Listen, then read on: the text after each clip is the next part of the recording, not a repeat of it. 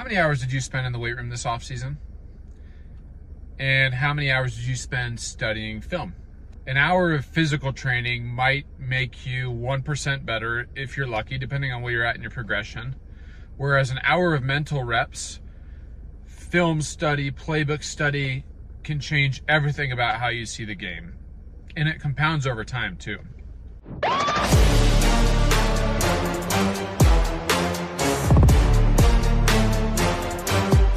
So I think your physical tools have a ceiling to them, whereas your football IQ and your mental ability doesn't. Processing speed, eye discipline, ball knowledge, all trainable, and in my opinion, all undervalued.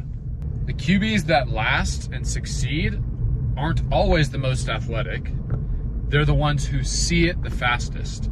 They can process the game, make adjustments, and can be decisive and confident in those decisions they're making. This is the area where a committed player can separate the fastest relative to the time invested in their craft. Now, there's a natural progression to this, and most quarterbacks never get past step one. That's why they struggle. Now, this framework has 3 stages to it, and these stages kind of circle back onto each other. It's what's commonly referred to as a flywheel. You see these diagrams a lot in the business world. It's like a cycle that kind of builds on itself, and you gain momentum by completing each cycle. The first stage of our QB Development Flywheel is understanding my job. I need to know when I go out there, what do I do? What are my responsibilities? How do I have success as the quarterback? The second stage is understand our jobs. So that's other players on the offense, knowing where receivers line up, knowing the depth that your running back should be at, knowing some basic schemes that your O-line has. And then the third stage is what I call understanding their jobs. That's talking about the defense, knowing how they line up, what keys they have, what coverages they run, what adjustments they make. In these stages, they start at a very foundational, fundamental, basic level. Once you understand them fundamentally, you can move on to the next, and then it actually cycles back on itself. So after I understand very basically what is my job as a quarterback, what are the plays that we're running, what are my keys, then I go into understand what are our jobs. So now I know where we line up as a whole. I know our cadence. I know our passing schemes. I know our run blocking fits. I move on to understanding their jobs. So what coverages are they running? What blitzes do they bring? And with all that information, now I can go back to understanding my job even better. How do I become a better quarterback? How do I go and progress my game to the next level? So the key point here is each revolution of the wheel makes the previous knowledge even more powerful. That's what I say. That's what I mean when I say it compounds on itself. So to dive a little bit deeper into stage 1, understanding my job, that includes some things fundamentally like footwork. Do I know every drop? Do I know every platform that I can throw from? Every situation that we have on offense, third down, red zones, short yardage. Can I get my pre-snap reads? Know my cadence? Know your progressions? First read, second read, third read.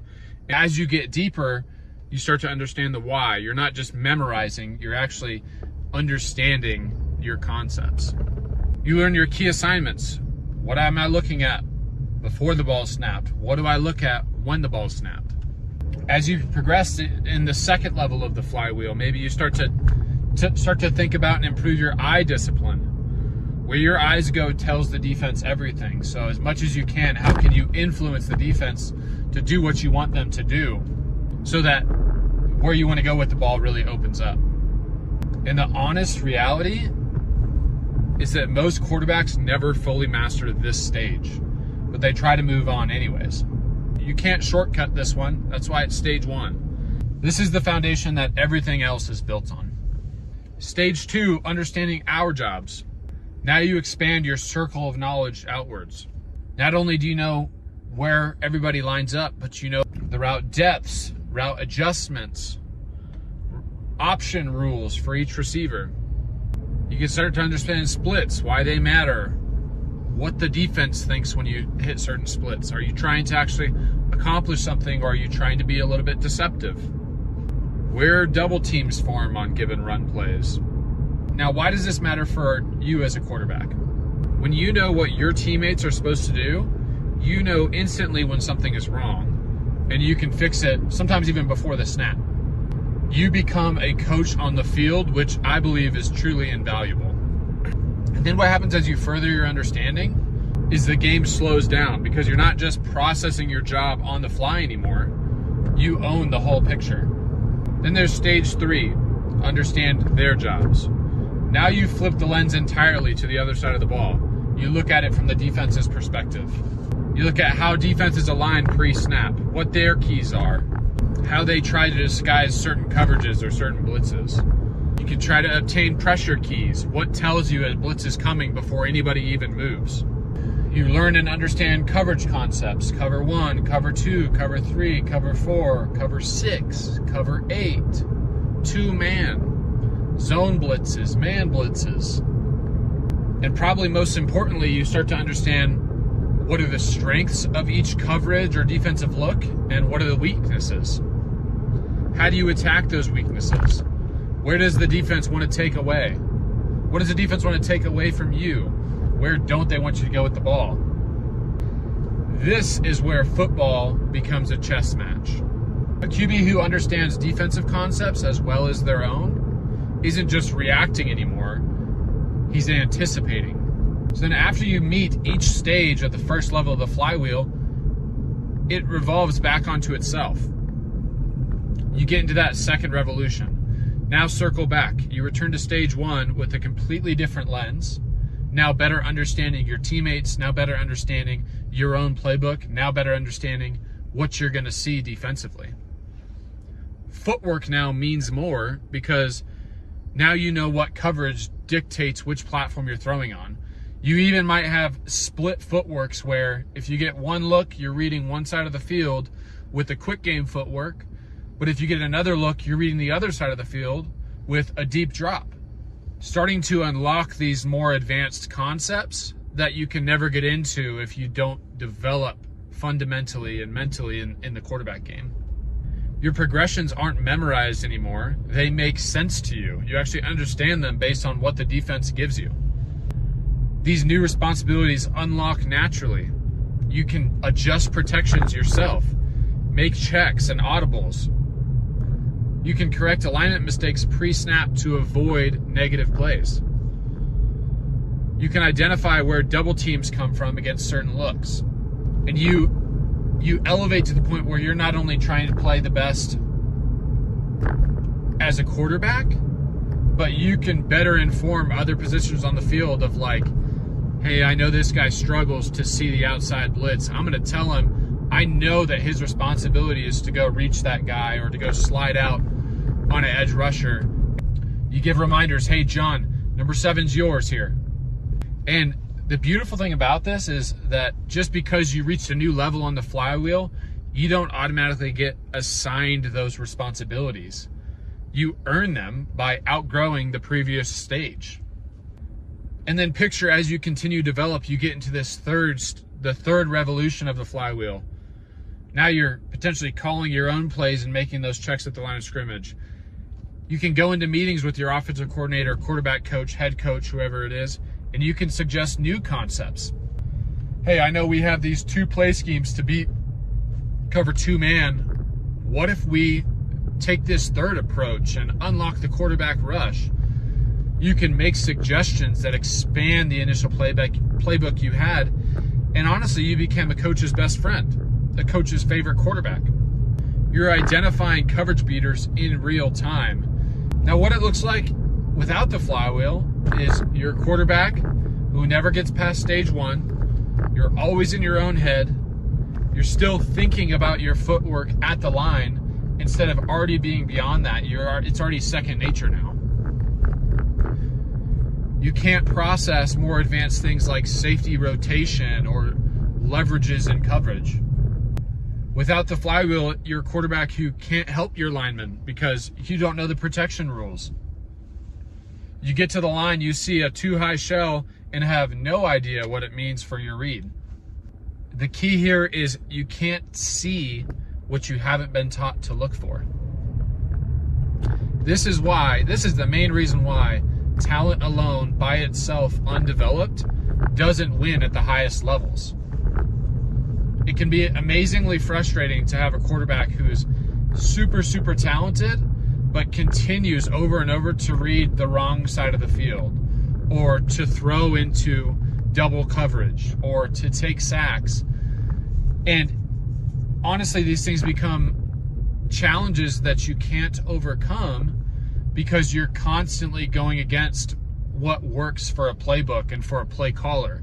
You know, a play caller can dial up a perfect play against a certain coverage, but if you read the wrong side and throw into double coverage, that doesn't do any good. And you move from being the most talented quarterback on a roster to being unplayable because you're not taking advantage of what the defense gives you, and you're not taking advantage of how the play caller is scheming plays up. So how do you start building this? How do you start developing? How do you start advancing in the development flywheel? I've got practical takeaways for you watching. The first step I would recommend is sit down with your playbook. If you don't have one yet, ask your coach. And to be 100% honest with you, just you asking for a copy of your playbook is going to build so much trust with your coach, even to begin with. It shows him that you're curious, that you're willing to learn, that you want to succeed as much as he's going to want you to succeed. So the first step is to become an expert in your job. Ensure that when you go to the line of scrimmage, you know what footwork coincides with each concept. You know what your reads are, what your keys are. You know your cadence when you get up to the line of scrimmage. The very, very fundamental basic things you need to know. And the big thing is, you can't progress into knowing other people's jobs if you don't know your own job. If you have some film out there, I would recommend diving into some film. Watch your own games and pay attention to your eyes and your feet. Not the result of the play, not who catches the ball, not the big run, but focus on you. Am I taking the correct first step? Are my feet fast? Are my eyes remaining disciplined? Are they in the right spot? Did I read this play correctly? And that's really what's going to set you over the top and introduce a pathway for some faster development, is breaking down film study into being very specifically looking for a few things.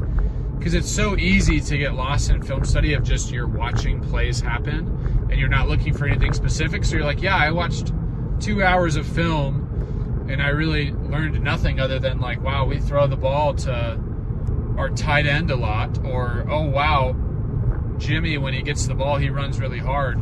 Like, those aren't beneficial things that make this time you spend watching film worth watching. If you feel like you can move on to phase 2, quiz yourself on routes and route concepts. I think the biggest key to advancing your football IQ on the offensive side is to sit down with a blank piece of paper or up at a blank whiteboard and literally go down your play sheet and just draw. Start with just drawing all your formations. Once you can draw every single one of your formations and all the adjustments and little minor tweaks you can have to formations and alignments, put some plays in there. So go down your playbook, draw each play, each concept. Once you can draw each concept, write down your reads.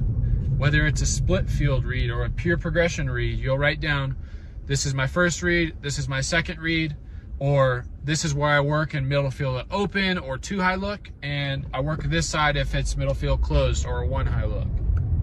Start pairing up protections. These are the 3 protections that we run with this play, this concept. These are the gaps that we're trying to hit with these run blocking schemes. What's really important, and I think a gap a lot in the learning of quarterbacks, is knowing exactly where your running back is going to be. A lot of times playbooks, especially more advanced playbooks, will have different kinds of checkdowns. So it starts with which side of me is the running back on and where is he going, so that you know. Then it becomes less reactionary and like, on to my third read, where's he at? You know exactly where he's at. All you have to do is peek real quick to make sure he's not on the ground because he tripped or getting mugged by the linebacker. And then stage 3, start watching defensive film, college, NFL, whenever you have a game on. Just start with identifying loose coverage, 2 high versus 1 high, and see if you can point out when pressure is coming. Now, at that level, they get really good at disguising and like faking pressures, but at least you're training your mind to look for those things. What I've found is that, especially at the high school and college level, they're not as good at disguising. They'll line up the same exact way every single time they bring a certain pressure. I'm telling you, 20 minutes a day of intentional film study beats 2 hours of mindless highlight watching every single time. And the other thing that's important to understand is advancing on this flywheel and becoming more developed may take a little bit of self-drive. I coached at the high school level, played at the high school level. There's not really a ton of additional time for you to do some of these things where you're asking questions to your coach and trying to understand the other guys on your offense, what their roles and responsibilities are, just because there's not enough time. You barely have enough time in the day to just get your own concepts installed. And so if you have breakouts and you're focused on very quarterback specific drills or concepts, your coach may not be willing to stop and explain what the running back's keys are or what protection we're in on every single play. So it might take some time outside on your own to get some of this stuff done. And that's kind of a gap that I'm trying to fill. So bringing it back to the flywheel, just remember the cycle never stops. It just keeps turning. The best QBs in the world are still in stage 1, stage 2, and stage 3 simultaneously. And that's the point, is that these things are all connected. You will get a natural growth and learning of what other guys do on your offense just by diving in and saying, hey, if I'm going to better understand what my job is and what my read is, I have to know what 2 routes are in this concept. So they're all very interconnected, but the great thing about that is as you grow one, you're also working on and fine-tuning others. I also want you to know the separation isn't physical. It never was. And if you're a highly talented athlete, you're fast, you're big, you're strong, if you don't take care of the mental side of your game and your development, that's where you're going to lose that edge you have against other smaller guys that take this stuff seriously. And then on the flip side, if you're not as tall, not as fast, not as strong, I wasn't one of those guys either. And I gained an edge by developing myself mentally. I still was, in general, a decent sized and decently fast kid. You kind of have to have that as table stakes, as I'd call them. But over my career, I outperformed lots of guys that were bigger, taller, faster, stronger than me because of that edge that I had. I had that mental edge coming in, and then I maintained that edge by continuing to develop over time. So I'd like to know, what stage do you feel like you're in right now? Drop it in the comments, stage 1, stage 2, stage 3. I'll read every single one, I promise. So in the next video, I'll get a little bit into the film habits that can accelerate this process. Until then, I'll see you on the next drive.